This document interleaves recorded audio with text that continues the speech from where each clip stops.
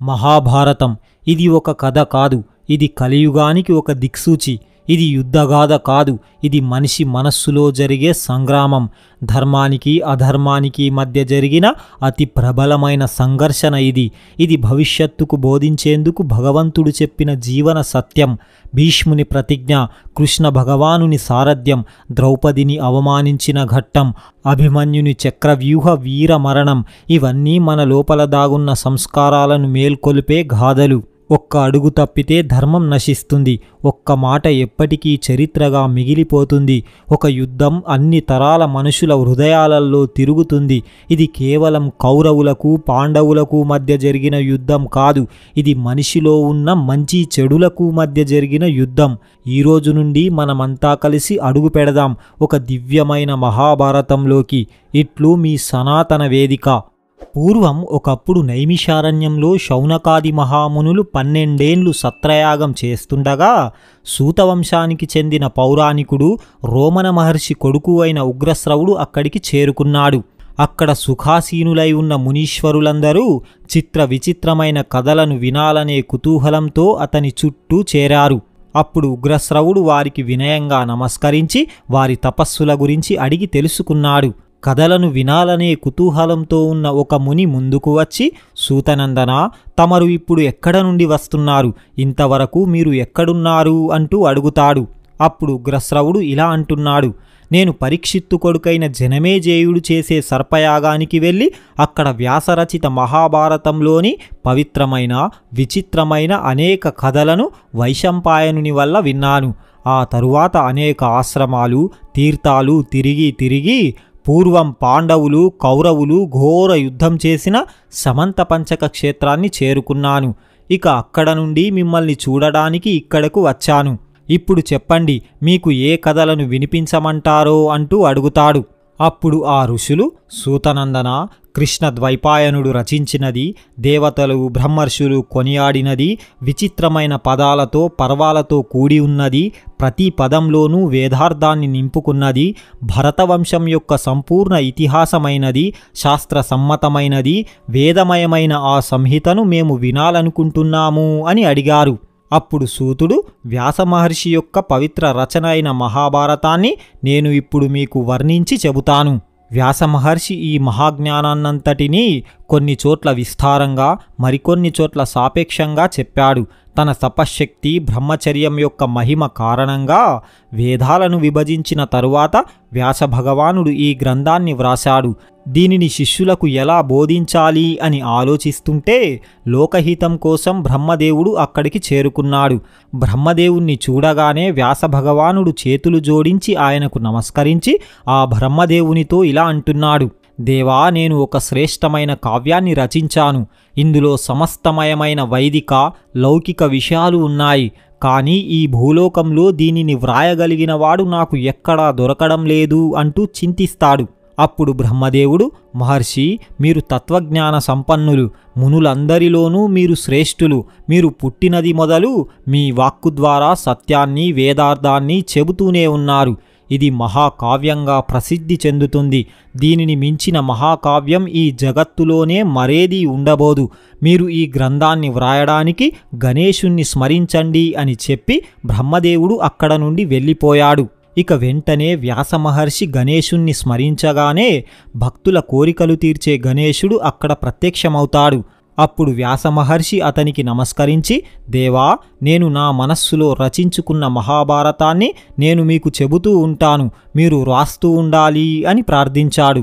అప్పుడు గణేశుడు, మహర్షి, నా కలం ఒక్క క్షణం కూడా ఆగదు, అలా అయితేనే నేను వ్రాయగలను అని అంటాడు. వ్యాసమహర్షి దానికి అంగీకరించి అర్థం చేసుకున్న తరువాతనే వ్రాయాలి అని అంటాడు. ఇక గణేశుడు తదాస్తు అంటూ వ్రాయడానికి అంగీకరించాడు. ఇక వ్యాసభగవానుడు చెబుతూ ఉంటే గణేశుడు వ్రాస్తూ ఉన్నాడు. ఇక మునులకు ఉగ్రశ్రవుడు ఇలా చెబుతున్నాడు, మహర్షులారా, పరీక్షిత్తు కొడుకైన జనమేజేయుడు తన తమ్ముళ్ళైన శృతసేనుడు ఉగ్రసేనుడు భీమసేనుడు అనే వారితో కలిసి కురుక్షేత్రంలో దీర్ఘ సత్రయాగం చేస్తున్నాడు. అప్పుడక్కడికి ఒక కుక్క వచ్చింది. దానిని జనమేజేయుని తమ్ముళ్ళు కొట్టి తరిమేశారు. అది ఏడుస్తూ తన తల్లి దగ్గరకు వచ్చింది. అప్పుడు దాని తల్లి దాని ఏడుపుకు కారణం ఏమిటి అంటూ అడిగింది. అప్పుడు ఆ చిన్న కుక్క జనమేజయుని తమ్ముళ్ళు నన్ను కొట్టారని చెప్పింది. అప్పుడు ఆ తల్లి కుక్క, నువ్వు అక్కడ ఏదో అపరాధం చేసి ఉంటావు, అందుకే వాళ్ళు నిన్ను కొట్టి తరిమేశారు అని అంటుంది. అప్పుడు ఆ చిన్న కుక్క, అమ్మా, నేను ఏమీ తప్పు చేయలేదు, నేను ఆ హవిష్యం వైపు చూడను కూడా చూడలేదు, దానిని నేను తాకనూ లేదు, దానిని నేను తిననూ లేదు అని చెప్పింది. అది విన్న ఆ తల్లి కుక్కకు చాలా దుఃఖం కలిగింది. అది జనమేజయుని యజ్ఞశాలకు వచ్చి కోపంతో ఇలా అంటుంది, నా కొడుకు మీ హవిష్యం వైపు కనీసం చూడను కూడా చూడలేదు, దానిని తినలేదు, దానిని ముట్టలేదు, ఏ అపరాధమూ చేయలేదు, అయినా కూడా మీరు నా కొడుకును ఎందుకు కొట్టారు అంటూ అడిగింది. అది విన్న జనమేజయుడు అతని తమ్ముళ్ళు ఏమీ సమాధానం చెప్పలేదు. అప్పుడు ఆ తల్లి కుక్క, మీరు ఏ అపరాధమూ చెయ్యని నా కొడుకును కొట్టారు కాబట్టి అందువల్ల మీకు తెలియకుండానే మీకు గొప్ప అశుభం కలుగుతుంది అని చెప్పి ఆ కుక్క అక్కడ నుండి వెళ్ళిపోయింది. అది దేవతల కుక్క. ఆ కుక్క పేరు సరమ. దేవతల కుక్క అయిన సరమ శాపం విన్న జనమేజయునికి మహాదుఖం కలిగి మనసు కలత చెందింది. ఇక యజ్ఞం పరిసమాప్తమైన తరువాత తిరిగి హస్తినాపురానికి వచ్చి ఆ శాపం వలన కలిగే అరిష్టాన్ని తప్పించగలిగే పురోహితుడి కోసం అన్వేషించసాగాడు. ఒకసారి అతడు వేట కోసం అడవికి వెళ్ళి అక్కడ ఒక అందమైన ఆశ్రమాన్ని చూశాడు. ఆ ఆశ్రమంలో శృతశ్రవుడనే ఒక ఋషి నివసిస్తున్నాడు. అతని కొడుకు పేరు సోమశ్రవుడు. ఈ సోమశ్రవుణ్ణి తనకు పురోహితునిగా చేసుకోవాలనే కోరికతో జనమేజయుడు శృతశ్రవునికి నమస్కరించి తన కోరికను తెలిపాడు. దానికి ఆ ఋషి అంగీకరించి, నా కొడుకు గొప్ప తపశ్శాలి, అతను మీ అరిష్టాలన్నింటినీ తప్పకుండా పోగొట్టగలడు, కానీ అతనికి ఒక నియమముంది. ఏ బ్రాహ్మణుడైనా సరే తన వద్దకు వచ్చి ఏ వస్తువునైనా అడిగితే అది తప్పకుండా ఇచ్చేస్తాడు. దానికి నువ్వు అంగీకరిస్తే అతనిని తీసుకువెళ్ళు అని అన్నాడు. దానికి జనమేజయుడు అంగీకరించి అతనిని హస్తినాపురానికి తీసుకువెళ్ళాడు. ఇక తన తమ్ముళ్లను పిలిచి, ఇతనిని నేను పురోహితుడిగా తీసుకువచ్చాను, ఇక మీరు ఏమీ ఆలోచించకుండా ఇతని ఆజ్ఞలన్నింటినీ పాటించండి అని అన్నాడు. దానికి వాళ్ళు కూడా అంగీకరించారు. అదే సమయంలో అదే దేశంలో అయోధధౌమ్యుడు అనే ఒక ఋషి నివసిస్తూ ఉండేవాడు. అతనికి ఆరుని, ఉపమన్యుడు, వేదుడు అనే ముగ్గురు ప్రధాన శిష్యులుండేవారు. ఒక రోజున గురువుగారు ఆరుని అనే శిష్యుణ్ణి పిలిచి పొలానికి వెళ్ళి కంత ముయ్యమని పంపించాడు. ఇక ఆ శిష్యుడు పొలానికి వెళ్ళి కంత ముయ్యడానికి ఎంతగానో ప్రయత్నం చేశాడు, కానీ నీరు మాత్రం ఆగడం లేదు. చివరికి అతనికి ఒక ఉపాయం వచ్చింది. ఆ కంత వేసే స్థానంలో తానే అడ్డంగా పడుకున్నాడు. దానితో నీటి ప్రవాహం ఆగిపోయింది. ఇలా చాలాసేపు గడిచిపోయింది. సాయంత్రం అయ్యింది. శిష్యుడు ఇంకా ఆశ్రమానికి తిరిగి రాలేదు. అప్పుడు గురువు మిగతా శిష్యులను పిలిచి, ఆరుని ఇంకా తిరిగి రాలేదు, ఏం జరిగింది అంటూ అడుగుతాడు. అప్పుడు ఆ శిష్యులు, గురుదేవా, మీరే కదా పొలానికి కంత ముయ్యమని పంపించారు, ఆ పని మీద వెళ్ళిన ఆరుని ఇంకా తిరిగి రాలేదు అని అన్నారు. అప్పుడు ఆ గురువు, నడవండి, వాడు ఎక్కడికి వెళ్ళాడో చూద్దామంటూ పొలం దగ్గరకు వెళ్ళి, ఆరుని ఎక్కడున్నావు నాయనా అంటూ గట్టిగా పిలుస్తున్నాడు. గురువు మాటను విన్న ఆరుని వెంటనే లేచి గురువు వద్దకు వచ్చాడు. అప్పుడు గురువు, నాయనా, ఇంత ఆలస్యం ఎందుకు అయ్యింది, ఇక్కడ ఏం చేస్తున్నావు అంటూ అడుగుతాడు. అప్పుడు ఆ శిష్యుడు, గురువుగారు, మీరు చెప్పినట్లుగా పొలానికి కంత ముయ్యలేకపోయాను, నీళ్లు ప్రవహించిపోతూనే ఉన్నాయి, అందుకని నేనే అడ్డంగా పడుకున్నాను, ఇప్పుడు మీ పిలుపు విని ఇక్కడకు వచ్చాను అంటూ వినయంగా చెబుతాడు. అప్పుడు ఆ గురువు, నాయనా, నువ్వు ఇప్పుడు పొలం గట్టును ఉద్ధరించుకొని అంటే పెకిలించి వచ్చావు కనుక ఇప్పటి నుండి నువ్వు ఉద్దాలకుడనే పేరును పొందుతావు. అంతేకాదు, నువ్వు నా ఆజ్ఞను చాలా శ్రద్ధతో పాటించావు, అందువల్ల నీకు మరిన్ని శుభాలు కలుగుతాయి అని ఆశీర్వదించాడు. గురువు వలన వరం పొందిన ఆరుని సంతోషంగా అక్కడ నుండి వెళ్ళిపోయాడు. ఇక మరొక రోజు రెండవ శిష్యుడైన ఉపమన్యుణ్ణి పిలిచి, నాయనా, నువ్వు గోవులను అడవిలో మేపుతూ వాటిని రక్షిస్తూ ఉండు అంటూ ఆదేశించాడు. ఇక ఉపమన్యుడు రోజంతా గోవులను మేపి సాయంకాలం ఆశ్రమానికి తిరిగి వచ్చి గురువుగారికి నమస్కరించాడు. అప్పుడు ఆ గురువు, నాయనా, నువ్వు చాలా లావుగా దృఢంగా కనిపిస్తున్నావు, ఏం తింటున్నావు, ఏం తాగుతున్నావు అంటూ ప్రశ్నించాడు. అప్పుడు ఆ శిష్యుడు, గురువుగారు, నేను భిక్షమెత్తుకొని తింటున్నాను అని చెప్పాడు ఉపమన్యుడు. అప్పుడు ఆ గురువు, నాయనా, ఇప్పటి నుండి నువ్వు నాకు నివేదించకుండా ఏ భిక్షను స్వీకరించకూడదు అని అంటాడు. ఇక అప్పటి నుండి ఆ శిష్యుడు గురువుగారి మాటను పాటించి భిక్షను అడిగి తెచ్చి గురువుగారికి సమర్పించేవాడు. అలా తెచ్చిన భిక్ష మొత్తం ఆ గురువు తన దగ్గరే ఉంచుకునేవాడు. శిష్యుడికి ఏమీ ఇచ్చేవాడు కాదు. శిష్యుడు మాత్రం ప్రతిరోజులాగే మామూలుగానే అతడు ఆవులను మేపుకొని సాయంత్రం ఆశ్రమానికి వచ్చి గురువుగారికి నమస్కరిస్తున్నాడు. ఒకరోజు గురువు ఆ శిష్యుడిని పిలిచి, నాయనా, నువ్వు తెచ్చిన భిక్ష మొత్తం నేనే తీసుకుంటున్నాను, మరి నువ్వు ఏం తింటున్నావు అంటూ అడిగాడు. అప్పుడు ఆ శిష్యుడు, గురుదేవా, మొదటి భిక్షను మీకు సమర్పించిన తరువాత నేను మళ్ళీ భిక్షమెత్తుకొని తింటున్నాను అని చెప్పాడు. అప్పుడు ఆ గురువు, నాయనా, నువ్వు అలా చేయకూడదు. 2 సార్లు నువ్వే భిక్షను స్వీకరిస్తే వేరే భిక్షార్థుల జీవికకు నువ్వు ఆటంకం కలిగించినట్లే కదా, ఇక్కడ నీ లోభబుద్ధి వ్యక్తమవుతుంది అని చెప్పాడు. ఇక ఉపమన్యుడు గురువు మాటను పాటించి గోవులు మేపడానికి వెళ్ళిపోయాడు. సాయంకాలం యథావిధిగా వచ్చి గురువుగారికి నమస్కరించాడు. అప్పుడు ఆ గురువు, నాయనా, నీ భిక్ష అంతా నేనే తీసుకుంటున్నాను. నువ్వు 2వసారి కూడా భిక్షకు పోవడం లేదు. అయినా నువ్వు బలంగా చురుకుగా కనిపిస్తున్నావు. ఏం తింటున్నావు అంటూ అడుగుతాడు. అప్పుడు ఆ శిష్యుడు, గురుదేవా, నేను ఆవు పాలు త్రాగి జీవిస్తున్నాను అని చెప్పాడు ఆ శిష్యుడు. అప్పుడు ఆ గురువు, నాయనా, నా ఆజ్ఞ లేకుండా నువ్వు ఆవు పాలు త్రాగకూడదు అని చెప్పాడు ఆ గురువు. ఇక శిష్యుడు గురువు ఆజ్ఞను శిరసావహించి మళ్ళీ యథాప్రకారం గోవులను మేపి సాయంత్రానికి ఆశ్రమానికి వచ్చి గురువుగారికి నమస్కరించాడు. అప్పుడు ఆ గురువు, నాయనా, నువ్వు నా ఆజ్ఞను పాటించి భిక్షాన్నం కూడా తినడం లేదు, అలాగే ఆవు పాలు కూడా త్రాగడం లేదు, మరి నువ్వు ఏం తింటున్నావు అంటూ అడుగుతాడు. అప్పుడు ఆ శిష్యుడు, గురుదేవా, లేగదూడలు తల్లి పొదుగు నుండి పాలు త్రాగేటప్పుడు పైకి ఎగిరిన ఆ పాల నురగను త్రాగి బతుకుతున్నాను అని చెప్పాడు. అప్పుడు ఆ గురువు, నాయనా, దయగల ఆ లేగదూడలు నీ మీద జాలిపడి ఎక్కువ నురగను చిమ్ముతున్నట్లున్నాయి.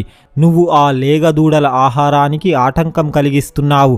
నువ్వు అలా కూడా త్రాగకూడదు అని ఆదేశించాడు ఆ గురువు.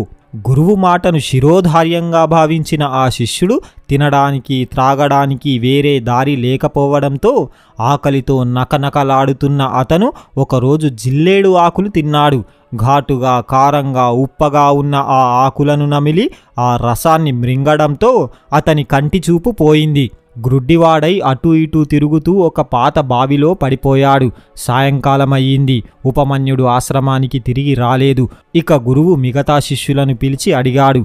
అప్పుడు ఆ శిష్యులు ఆవులను మేపడానికి వెళ్ళి అతను ఇంకా తిరిగి రాలేదని చెప్పారు. అప్పుడు ఆ గురువు, అయ్యో, ఉపమన్యుడికి తిండి దొరికే దారి లేకుండా చేశాను. అతనికి కోపం వచ్చి ఉండవచ్చు. ఇంతవరకు తిరిగి రాలేదు. నడవండి, అతడిని వెతుకుదామని చెప్పి గురువు శిష్యులతో కలిసి అడవి లోపలికి వెళ్ళాడు. అప్పుడు గురువు గట్టిగా, ఉపమన్యువు, నాయనా, ఎక్కడున్నావు, రావయ్యా అంటూ పిలుస్తుండగా అతని గొంతును గుర్తుపట్టిన ఉపమన్యువు, నేను నూతిలో పడిపోయానని గట్టిగా అరిచి చెప్పాడు. కూపంలో ఎలా పడిపోయావు అని గురువుగారు అడిగితే, జిల్లేడు ఆకులు తిని చూపును పోగొట్టుకోవడంతో దారి తెలియక నూతిలో పడ్డానని శిష్యుడు సమాధానం చెప్పాడు. అప్పుడు ఆ గురువు, నాయనా, దేవతా వైద్యులైన అశ్వినీ కుమారులను నువ్వు స్తుతిస్తే వాళ్ళు నీకు చూపును ప్రసాదిస్తారని చెప్పాడు. ఇక గురువు చెప్పిన విధంగా ఉపమన్యువు వేద మంత్రాలతో అశ్వినీ కుమారులను స్తోత్రం చేశాడు. వారు వెంటనే ప్రత్యక్షమై ఒక ప్రసాదం పాత్రను ఇచ్చి తినమన్నారు. అప్పుడు ఆ శిష్యుడు, గురువుకు నివేదించనిదే నేను తినలేను, వారి ఆజ్ఞను నేను మీరలేను అని అంటాడు. అప్పుడు అశ్వినీ కుమారులు, మీ గురువు కూడా మా కోసం ఇలాగే ఇంతకుముందు స్తోత్రం చేస్తే అతనికి కూడా ఇదే విధంగా ఇచ్చామని, అతను గురువుకు నివేదించకుండానే తిన్నాడని నువ్వు కూడా నీ గురువులాగే తిను అని అన్నారు. అయినా కూడా ఆ శిష్యుడు అంగీకరించలేదు. అప్పుడు అశ్వినీ కుమారులు, నాయనా, నీ గురుభక్తికి మేము చాలా సంతోషిస్తున్నాము. ఇప్పటి నుండి నీ దంతాలు స్వర్ణమయంగా ఉంటాయి, నీకు చూపు వస్తుంది, నీకు అన్ని విధాలుగా శుభం కలుగుతుంది అని దీవించారు. వారి అనుమతితో ఉపమన్యువు గురువు దగ్గరకు వెళ్ళి జరిగినదంతా చెప్పాడు. దానికి గురువు చాలా సంతోషించి, అశ్వినీ కుమారులు చెప్పినట్లుగా నీకు అంతా శుభం కలుగుతుంది. వేదాలు, ధర్మశాస్త్రాలు అన్నీ కూడా నీ బుద్ధికి తామంత తామే స్ఫురిస్తాయి అని ఆశీర్వదించాడు. ఇక అయోధధౌమిని మూడవ శిష్యుడి పేరు వేదుడు. గురువు అతడిని ఇంటి వద్దనే ఉంటూ సేవలు చేస్తూ ఉండమని, నీకు శుభం కలుగుతుందని ఆదేశించాడు. అతను చాలా రోజులు ఇంటి వద్దనే ఉంటూ గురువుకు ఎన్నో సేవలు చేస్తూ ఉన్నాడు. గురువు అతనిపై బండెడు భారం మోపేవాడు. అతను ఎండకు, చలికి, ఆకలి దప్పులకు కలిగే బాధలను భరిస్తూ అనేక సేవలు చేసేవాడు. కానీ ఎప్పుడూ కూడా గురువుకు ఎదురు చెప్పలేదు. చాలా రోజుల తరువాత అతడి సేవలను మెచ్చుకున్న గురువు ఎంతగానో సంతోషించి, నీకు శుభం కలుగుతుందని, సర్వజ్ఞానం నీకు లభిస్తుందని వరమిచ్చాడు. ఇక ఆ శిష్యుడు అక్కడ నుండి వెళ్ళిపోయి బ్రహ్మచర్యం నుండి గృహస్థాశ్రమంలోకి ప్రవేశించాడు. ఒక ఆశ్రమాన్ని నిర్మించుకున్నాడు. ఈ వేదుడికి కూడా 3 శిష్యులు ఉన్నారు. అందులో ఒక శిష్యుని పేరు ఉత్తంకుడు. గురువు యొక్క గృహంలో కష్టాలు తెలిసినవాడు కాబట్టి వేదుడు తన శిష్యులు ఎలాంటి కష్టాలు పడకూడదని ఎన్నడూ వారికి సేవలు చేయమని గాని పనులు చేయమని గాని చెప్పేవాడు కాదు. వారిని చాలా ప్రేమగా చూసుకునేవాడు. ఒకప్పుడు జనమేజయుడు, పౌష్యుడు అనే 2 రాజులు ఈ వేదున్నే తమకు పురోహితునిగా ఎన్నుకున్నారు. ఆ పురోహిత కార్యాల కోసం అతడు బయటకు వెళ్ళినప్పుడు గృహ కార్యాల కోసం తన శిష్యుడైన ఉత్తంకుణ్ణి ఉపయోగించుకునేవాడు. అలా గురువు వద్ద ఉత్తంకుడు మంచి పేరును తెచ్చుకొని విద్యాభ్యాసాన్ని పూర్తి చేశాడు. ఒకరోజు వేదుడు ఉత్తంకుణ్ణి పిలిచి, నాయనా, నీ ధర్మదీక్షకు నేను ఎంతగానో సంతోషించాను. నువ్వు నాకు చాలా సేవలు చేశావు. నీకు శుభము కలుగుగాక. ఇక నువ్వు వెళ్ళవచ్చు అని ఆజ్ఞ ఇచ్చాడు. అప్పుడు ఉత్తంకుడు, గురుదేవా, గురుదక్షిణగా ఏమి తెచ్చి ఇవ్వమంటారు అని అడిగితే, మొదట గురువు దానికి అంగీకరించలేదు. కానీ ఆ తరువాత మీ గురుపత్నిని వెళ్ళి అడుగు అని అంటాడు. వెంటనే ఉత్తంకుడు వెళ్ళి గురుపత్నిని అడుగుతాడు. అప్పుడు ఆ గురుపత్ని, నాయనా, పౌష్యమహారాజు భార్య ధరించే చెవి కుండలాలు అడిగి తెమ్మని, నేటికి 4వ రోజున వాటిని నేను ధరించి బ్రాహ్మణులకు భోజనం వడ్డించాలనుకుంటున్నానని, అలా చేస్తే మంచి జరుగుతుందని చెప్పింది. గురుపత్ని ఆజ్ఞతో చెవి కుండలాల కోసం బయలుదేరాడు ఉత్తంకుడు. అలా నడుచుకుంటూ వెళ్తుండగా అతనికి ఒక దివ్యమైన పురుషుడు కనిపించాడు. ఆ దివ్య పురుషుడు ఒక వృషభాన్ని ఎక్కి కూర్చున్నాడు. అప్పుడు ఆ దివ్య పురుషుడు ఉత్తంకుణ్ణి చూస్తూ, నేను ఎక్కిన ఎద్దు పేడ వేసింది, దానిని నువ్వు తిని వెళ్ళు అని అన్నాడు. ముందు ఉన్నది మామూలు వ్యక్తి కాదు, దివ్య పురుషుడు. ఇందులో ఏదో ఒక పరమార్థం ఉండే ఉంటుంది అంటూ ఆయన చెప్పినట్టుగా ఆ ఎద్దు పేడను కొద్దిగా తిన్నాడు. అలా అక్కడ నుండి పౌష్యమహారాజు వద్దకు చేరుకున్నాడు. ఎందుకు వచ్చావు అంటూ రాజు అడిగితే, నేను విద్యాభ్యాసం పూర్తి చేశాను. బ్రహ్మచర్యం నుండి గృహస్థునిగా మారబోతున్నాను. నేను నా గురువుకు గురుదక్షిణ ఇవ్వాలనుకున్నాను. మా గురుపత్ని ఒక కోరిక కోరింది. మీ మహారాణి గారి యొక్క చెవి కుండలాలను గురుదక్షిణగా తీసుకురమ్మన్నారు. వాటి కోసమే నేను ఇక్కడకు వచ్చాను అని అన్నాడు. అప్పుడు ఆ మహారాజు మారు మాట్లాడకుండా, మహారాణి అంతఃపురంలో ఉంది, నువ్వు వెళ్ళి కుండలాలను తీసుకో అని అంటాడు. ఇక వేగంగా అంతఃపురంలోకి చేరుకున్నాడు. ఎంత వెతికినా మహారాణి కనిపించలేదు. మళ్ళీ మహారాజు వద్దకు వచ్చి, అక్కడ మహారాణి కనిపించడం లేదు అని అన్నాడు. అప్పుడు మహారాజు, ఆ కుండలాలు అతి పవిత్రమైనవి. అలాగే నా భార్య మహాపతివ్రత. ఆమె నీకు కనిపించాలంటే నువ్వు అత్యంత పవిత్రంగా ఉండాలి. ఆమె అశుచులకు కనబడదు అని అంటాడు. అప్పుడు అతనికి గుర్తుకు వచ్చింది, నేను దారిలో వస్తున్నప్పుడు పేడను తిన్నాను. ఆ తరువాత నేను ఆచమనం చెయ్యలేదు అంటూ వెంటనే ఉత్తంకుడు కాళ్ళు, చేతులు, ముఖం కడుక్కొని పూర్వాభిముఖుడై కూర్చుండి 3 సార్లు ఆచమించి 2 మార్లు ముఖం తుడుచుకున్నాడు. మళ్ళీ అంతఃపురంలోకి వెళ్ళాడు. ఈసారి మహారాణి కనబడింది. వెంటనే ఆమె కుండలాలను ఇస్తూ, నాయనా, ఒక్కటి బాగా గుర్తుంచుకో, తక్షకుడు అనే ఒక సర్పరాజు ఉన్నాడు. ఆయన ఎప్పటి నుండో ఈ కుండలాలను తస్కరించాలని చూస్తున్నాడు. నేను ఉన్న చోటికి ఆయన రాలేడు. అందుకే ఇన్ని రోజుల వరకు వీటిని తస్కరించలేకపోయాడు. ఇప్పుడు నువ్వు వీటిని బయటకు తీసుకువెళ్తున్నావు. ఆ తక్షకుడు ఖచ్చితంగా వీటిని దొంగలించే ప్రయత్నం చేస్తాడు. జాగ్రత్త అని అంటుంది. ఇక వాటిని తీసుకొని మహారాజు వద్దకు చేరుకున్నాడు. ఇక మహారాజు, నాయనా, మధ్యాహ్నమయ్యింది, భోజనం చేసి వెళ్ళు అని అంటాడు. దానికి ఉత్తంకుడు సరే అంటూ భోజనానికి కూర్చున్నాడు. అలా భోజనం తింటూ ఉండగా ఆ భోజనంలో ఒక వెంట్రుక వచ్చింది. మరుక్షణంలో ఆ భోజనాన్ని వదిలేశాడు. ఇంకా అతని ఆకలి తీరనే లేదు. కోపంతో ఊగిపోతూ, నాకు వెంట్రుకలతో కూడిన అన్నం పెడతావా? నాకు కడుపు నిండనే లేదు. నేను చాలా దూరం నడిచి వెళ్ళాలి. రెండవసారి కూడా నేను తినను. నాకు ఇంత క్షోభను కలిగిస్తావా అంటూ ఆవేశంలో నీకు కంటిచూపు పోవుగాక అంటూ శపించేశాడు. అప్పుడు మహారాజు, నువ్వు బ్రహ్మచారివి, నేను గృహస్థుడిని. నా ధర్మం నేను చేశాను. నేను కావాలని అందులో వెంట్రుక వెయ్యలేదు కదా. అది పొరపాటున వచ్చి ఉండవచ్చు. ఒక వ్యక్తికి దృష్టి అనేది చాలా ముఖ్యం. కంటి చూపు లేనివాడు రాజ్యాన్ని ఎలా పరిపాలిస్తాడు? రాజ్యాన్ని, ప్రజలను ఎలా రక్షిస్తాడు? నువ్వు నన్నే కాదు, ఈ రాజ్యం మొత్తాన్ని ప్రమాదంలో పడేశావు. నీ కోపం వల్ల అమాయకమైన నా రాజ్య ప్రజలు కష్టాలు పడతారు. ఇప్పుడు నువ్వు కూడా నీ పరిధిని దాటావు కాబట్టి నేను కూడా నీకు శాపం విధిస్తున్నాను. నీకు ఎప్పటికీ సంతానం కలగకుండుగాక అంటూ శపించేశాడు. ఇలా ఇద్దరూ ఆవేశంలో ఒకరిని ఒకరు శపించుకున్నారు. అప్పుడు మహారాజు, నువ్వు ఇచ్చిన శాపాన్ని ఉపసంహరించుకో అని అంటాడు. అప్పుడు ఉత్తంకుడు, సరే అయితే నేను నా శాపాన్ని ఉపసంహరిస్తాను. నువ్వు కూడా నీ శాపాన్ని ఉపసంహరించు అని అంటాడు. నేను నా శాపాన్ని ఉపసంహరించుకోలేను, నువ్వే ఉపసంహరించుకో అని అంటాడు. ఇక ఏమీ చేయలేక ఆ కుండలాలను తీసుకొని అక్కడ నుండి బయలుదేరాడు. అలా దారిలో వెళ్తున్న అతనికి ఆచమనం చేయవలసిన పరిస్థితి వచ్చింది. వెంటనే ఆ కుండలములను ఒడ్డున పెట్టి నదిలోకి దిగి నీటిలో ఆచమనం చేస్తున్నాడు. అదే అదునుగా భావించి తక్షకుడు అక్కడికి వచ్చి ఆ కుండలములను తీసుకొని పారిపోతున్నాడు. అది చూసిన ఉత్తంకుడు వెంటనే అతడిని వెంబడించాడు. తక్షకుడు పాము రూపంలోకి మారి ఓ పుట్టలోకి ప్రవేశించాడు.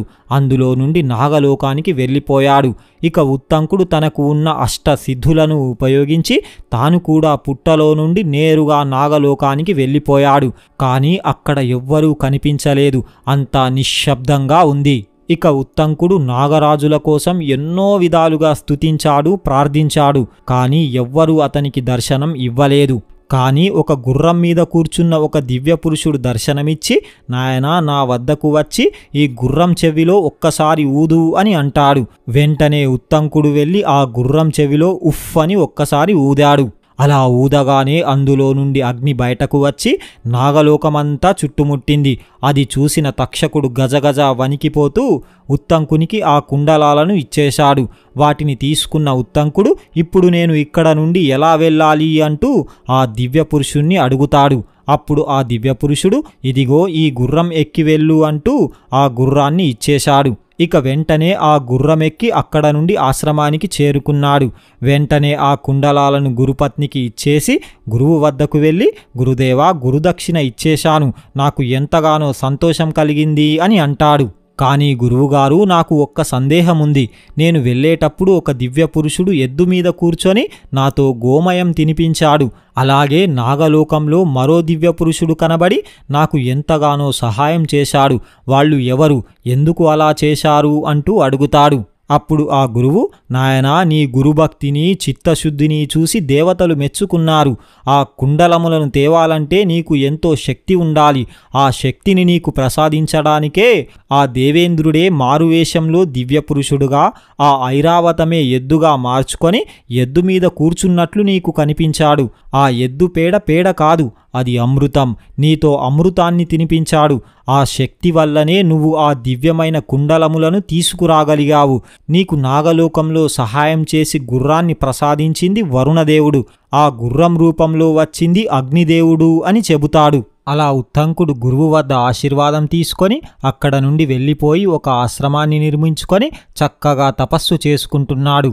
తపస్సు చేస్తున్నాడు, కానీ అతనికి అప్పుడప్పుడు ఆ తక్షకుడు గుర్తుకు వస్తూ ఉండేవాడు. తక్షకుడు గుర్తుకు రాగానే అతనికి విపరీతమైన కోపం వచ్చేది. నేను ఆనాడు కుండలములను తీసుకువస్తుంటే వాటిని ఎత్తుకుపోయి నన్ను ఎంతగానో ఇబ్బంది పెట్టాడు. నేను తక్షకుడిని విడిచిపెట్టను. తక్షకుడినే కాదు, అలాంటి మొత్తం నాగులను నేను నాశనం చేస్తాను. నేను ఆ రోజు నాగలోకంలో పాముల కోసం ప్రార్థిస్తే ఏ ఒక్క పాము కూడా నాకు సహాయం చేయలేదు. అందుకే అన్ని పాములను నాశనం చేసే ఉపాయం చేస్తాను అంటూ బాగా ఆలోచించి ఆ పనిని నేను చెయ్యను. ఈ రాజ్యాన్ని పరిపాలిస్తున్నది జనమేజేయుడు, ఆయనతోనే ఈ పనిని చేయిస్తాను అంటూ జనమేజేయుని వద్దకు వెళ్ళి అతనితో ఇలా అంటున్నాడు. ఓ జనమేజయ, నేను గురుదక్షిణగా కుండలములను తీసుకువస్తుంటే పవిత్రంగా చేస్తున్న ఆ పనికి అడ్డుపడి కుటిల స్వభావంతో ఆ తక్షకుడు ఆ కుండలములను ఎత్తుకపోయి నన్ను చాలా రకాలుగా ఇబ్బంది పెట్టాడు. మహారాజా, ఆ తక్షకుడికి తప్పకుండా శిక్షను విధించాలి. అంతేకాదు మహారాజా, ఆ తక్షకుడు నాకే కాదు మీకు కూడా చాలా అన్యాయం చేశాడు. అత్యంత ధర్మాత్ముడైన నీ తండ్రి పరీక్షిత్తుని కాటువేసి చంపింది కూడా ఆ తక్షకుడే. మహారాజా, నువ్వు సర్పయాగం చేయు. అలా చేస్తే ఆ తక్షకుడు వచ్చి అగ్నిలో పడి మరణిస్తాడు. అలా నీ తండ్రిని చంపిన వాడి మీద నువ్వు పగ తీర్చుకోవచ్చు అని అంటాడు. ఇక మారు మాట్లాడకుండా జనమేజేయుడు సర్పయాగం చేయడానికి ఒప్పుకున్నాడు. వెంటనే ఋత్వికులను బ్రాహ్మణులను పిలిపించి, మీరు సర్పయాగం మొదలు పెట్టండి. ఈ లోకంలోని పాములన్నీ వచ్చి ఆ హోమగుండంలో పడి మరణించాలి అని ఆదేశించాడు. అలా సర్పయాగం మొదలయ్యింది. ఇప్పుడు మనం ముందుగా ఈ తక్షకుడి గురించి, అసలు నాగుల పుట్టుక గురించి, గరుత్మంతుని పుట్టుక గురించి మనం తెలుసుకోవాలి. సత్యయుగంలో దక్ష ప్రజాపతికి కద్రువ, వినత అనే 2 కూతుర్లు ఉండేవారు. తండ్రి వారిని కశ్యపునికి ఇచ్చి వివాహం చేశాడు. వారితో సంతుష్టుడైన కశ్యపుడు, మీకేమి ఇష్టమో అడగండి, నేను మీకు వరమిస్తాను అని అంటాడు. వెంటనే కద్రువ, సమాన తేజస్సు కలిగిన 1000 మంది నాగులు నాకు కొడుకులుగా కావాలని కోరుకుంది. అప్పుడు వినత ముందుకు వచ్చి అంతకంటే అధిక బలవంతులైన 2 కొడుకులు కావాలని అడుగుతుంది. కశ్యపుడు వెంటనే తదాస్తు అని చెప్పి జాగ్రత్తగా మీ గర్భాన్ని రక్షించుకోమని చెప్పి కశ్యపుడు అడవులకు వెళ్ళిపోయాడు. ఇక సమయం కాగానే కద్రువ 1000, వినత 2 గుడ్లను కన్నారు. ఇక దాసిలు వాటిని నులివెచ్చని పాత్రలలో భద్రపరచారు. 500 సంవత్సరాలు పూర్తయిన తరువాత కద్రువ యొక్క అండాల నుండి పుత్రులు బయటకు వచ్చారు. కానీ వినత అండాలు ఇంకా అలాగే ఉన్నాయి. అది చూసిన వినతకు చాలా సిగ్గు కలిగింది. ఇక వెంటనే వినత ఒక అండాన్ని పగలగొట్టింది. అందులో నుండి పైభాగం పూర్తిగా ఏర్పడి క్రింది భాగం ఇంకా ఏర్పడని ఒక శిశువు బయటకు వచ్చాడు. అప్పుడు ఆ శిశువు క్రోధంతో బయటకు వచ్చి, అమ్మా, ఏ సవతిని చూసి నువ్వు అసూయతో తొందరపాటుతో ఈ అండాన్ని పగలగొట్టి నన్ను అసంపూర్ణ శరీరునిగా చేశావో అదే సవతికి నువ్వు 500 సంవత్సరాలు దాసిగా బ్రతుకుతావు అంటూ శపించేశాడు. మళ్ళీ అతనే జాలిపడి, అమ్మా, ఈ 2వ అండాన్ని పగలగొట్టకుండా ఉంటే ఇందులో నుండి అతి బలవంతుడైన కొడుకు పుడతాడు. అతడే నీ దాస్యాన్ని తొలగిస్తాడు. అలా జరగాలంటే నువ్వు ఇంకా 500 సంవత్సరాలు ధైర్యంగా ప్రతీక్షించు అని చెప్పి ఆకాశంలోకి ఎగిరి వెళ్ళిపోయాడు. అలా అతను సూర్యునికి సారథి అయి అరుణుడుగా ప్రసిద్ధి చెందాడు. ఒకసారి వినత, కద్రువలు 2 కలిసి విహరిస్తూ ఉండగా వారికి ఒక దివ్యాశ్వం కనబడింది. అది అమృత మథన సమయంలో సముద్ర గర్భంలో నుండి బయటకు వచ్చిన దివ్యమైన అశ్వం. ఆ గుర్రాన్ని చూసిన కద్రువ వినతతో, ఆ గుర్రం ఏ రంగులో ఉంది అని అడిగింది. అప్పుడు వినత, అది తెల్ల రంగులో ఉంది, నువ్వు ఏ రంగులో ఉంది అంటున్నావు అంటూ అడిగింది. అప్పుడు కద్రువ, అది తెల్ల రంగులోనే ఉంది కానీ దాని తోక మాత్రం నల్ల రంగులో ఉంది. పందెం కాద్దామా? ఒకవేళ నేను ఓడిపోతే నీకు దాసిగా అవుతాను, నువ్వు ఓడిపోతే నాకు దాసిగా ఉండాలి అని అంటుంది. గుర్రాన్ని బాగా చూసిన వినత, గుర్రం మొత్తం తెల్లగానే ఉంది కదా, తోక కూడా తెల్లగానే ఉంది, ఎలాగైనా నేనే గెలుస్తాను అంటూ పందెంకు ఒప్పుకుంది. అప్పుడు కద్రువ, ఇప్పుడు కాదు, మనం రేపు వచ్చి చూద్దామంటూ 2 ఇంటికి వెళ్ళిపోయారు. అప్పుడు కద్రువ వినతను ఎలాగైనా మోసం చేసి తనకు దాసిగా మార్చుకోవాలనుకొని తన కొడుకులను పిలిచి, మీరంతా వెళ్ళి ఆ గుర్రం తోక మీద నల్లని వెంట్రుకలు కనిపించేలా వ్రేలాడండి, అలా చేస్తే నేను వినతకు దాసిని కానవసరం లేదు అని చెప్పింది. తన మాట వినని సర్పాలను జనమేజేయుడు చేసే సర్పయాగంలో అగ్ని మిమ్మల్ని భస్మం చేస్తాడు అని శపించేసింది. ఇక తెల్లవారగానే 2 కలిసి ఆ గుర్రాన్ని చూడడానికి బయలుదేరారు. ఈలోగా ఆ సర్పాలన్నీ తమ తల్లి చెప్పినట్టుగా అవి గుర్రం తోకను పట్టుకొని నల్లగా చేయడానికి నిశ్చయించుకొని అలాగే చేశాయి. కొద్దిసేపటికి 2 గుర్రం వద్దకు చేరుకున్నారు. గుర్రం శరీరమంతా చంద్రకాంతితో తెల్లగా మెరుస్తూ తోక మాత్రం నల్లగా కనిపించింది. అది చూసిన వినత వెలవెలబోయింది. ఇక తన కొడుకు ఇచ్చిన శాపం నిజమైపోయింది. ఇక కద్రువ ఆమెను దాసిగా చేసుకుంది. ఇలా చాలా కాలం గడిచిపోయింది. ఇక సమయం ఆసన్నం కాగానే తల్లి ప్రమేయం లేకుండానే అండాన్ని పగలగొట్టుకొని మహా తేజోవంతుడైన గరుడు బయటకు వచ్చాడు. అతని దేహకాంతితో దిక్కులన్నీ మెరిసిపోతున్నాయి. అతని శక్తి, గమనం, తేజస్సు, బలం అసామాన్యం. కళ్ళు పచ్చని కాంతితో మెరుస్తున్నాయి. శరీరం అగ్నిలాగా ప్రకాశిస్తుంది. పుడుతూనే ఆకాశంలో ఎంతో ఎత్తుకు ఎగిరాడు. అతడు రెండో బడబాగ్నిలా వెలుగొందుతున్నాడు. దేవతలంతా అగ్నియే ఈ రూపంలో వచ్చాడనుకుంటున్నారు.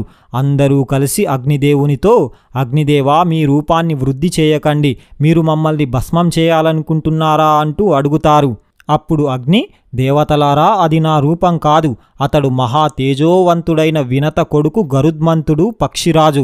ఇతనిని చూసి మీరు పొరబడ్డారు. అతను నాగులను నాశనం చేస్తాడు, దేవతలకు మేలును చేస్తాడు. అతడు అసురులకు శత్రువు. మీరు అతనిని చూసి భయపడవలసిన అవసరం లేదు. మీరంతా నాతో రండి, అతని దగ్గరకు వెళ్దామంటూ అందరూ కలిసి గరుడుడి వద్దకు చేరుకొని అతన్ని స్తుతిస్తున్నారు. దేవతల, ఋషుల స్తోత్రం విన్న గరుత్మంతుడు, నా భయంకరమైన శరీరం చూచి భయపడిన వారంతా ఇక మీ భయాన్ని వదలండి, నేను నా శరీరాన్ని, తేజాన్ని తగ్గించుకుంటున్నాను అని అంటాడు. ఇక అందరూ ఆనందించి అక్కడ నుండి తిరిగి వెళ్ళిపోయారు. వినత ఒకరోజు తన కొడుకు దగ్గర కూర్చొని ఉన్నప్పుడు కద్రువ ఆమెను పిలిచి, సముద్రం లోపల నాగులకు దర్శనీయమైన స్థలం ఒకటి ఉంది, దానిని మేము చూడాలనుకుంటున్నాము, నన్ను అక్కడకు తీసుకువెళ్ళు అని చెప్పింది. ఇక తల్లి చెప్పిన విధంగా గరుత్మంతుడు నాగులను తన భుజాల మీద మోస్తూ తీసుకువెళ్తున్నాడు. గరుడు చాలా ఎత్తులో సూర్యునికి అతి దగ్గరగా వెళ్తున్నాడు. సూర్యకిరణాల వేడికి తట్టుకోలేక సర్పాలన్నీ మూర్ఛపోయాయి. వెంటనే కద్రువ ఇంద్రుడిని ప్రార్థించి ఆకాశమంతా మేఘాలు వ్యాపించేలా చేసి వర్షం కురిపించింది. ఇక పాములన్నీ తేరుకున్నాయి. అవన్నీ తమకు కావలసిన చోటుకు చేరుకొని ఆ సాగరాన్ని, ఆ అందమైన వనాలను మొదలైన వాటిని చూస్తూ యథేచ్ఛగా తిరుగుతున్నాయి. అప్పుడు గరుడు తల్లి వద్దకు వచ్చి, అమ్మా, నేను ఈ సర్పాల ఆజ్ఞను ఎందుకు పాటించాలి అంటూ అడుగుతాడు. అప్పుడు వినత, నాయనా, ఈ సర్పాల మోసం వల్లనే నేను పందెం ఓడిపోయాను, అలా నా సవతికి దాసిని అయ్యాను అని చెప్పింది. తన తల్లికి కలిగిన కష్టానికి గరుత్మంతుడు చాలా చింతించాడు. అతను నాగులతో, ఓ నాగులారా, నేను నా తల్లి ఈ దాస్యం నుండి విముక్తి చెందాలంటే మీకు ఏం వస్తువు తెచ్చి ఇవ్వాలి, మీకు ఏం కావాలో చెప్పండి అంటూ అడుగుతాడు. అప్పుడు ఆ సర్పాలన్నీ, నీ పరాక్రమంతో మాకు దేవలోకంలో ఉన్న అమృతం తెచ్చిపెడితే నిన్ను, నీ తల్లిని దాస్య విముక్తులను చేస్తాము అని అంటారు. ఇక గరుత్మంతుడు దేవలోకంలో ఉన్న ఆ అమృతాన్ని తేవాలని నిశ్చయించుకున్నాడు. చూశారు కదా, ఇది మొదటి భాగం. అయితే మనం రెండవ భాగంలో గరుత్మంతుడు వెళ్ళి ఆ అమృతాన్ని ఎలా తీసుకువచ్చాడు, ఆ తరువాత ఏం జరిగింది అనేది తెలుసుకుందాం. చూశారు కదా, మీకు గనక ఈ వీడియో నచ్చితే జై శ్రీకృష్ణ అని ఒక చిన్న కామెంట్ చేయండి. ఇలాంటి మరిన్ని వీడియోస్ కోసం ఇప్పుడే మా ఛానల్ని సబ్స్క్రైబ్ చేసుకోండి. పక్కనే ఉన్న బెల్ ఐకాన్ని ప్రెస్ చేయండి. మా వీడియోని లైక్ చేయండి, షేర్ చేయండి. జై శ్రీకృష్ణ.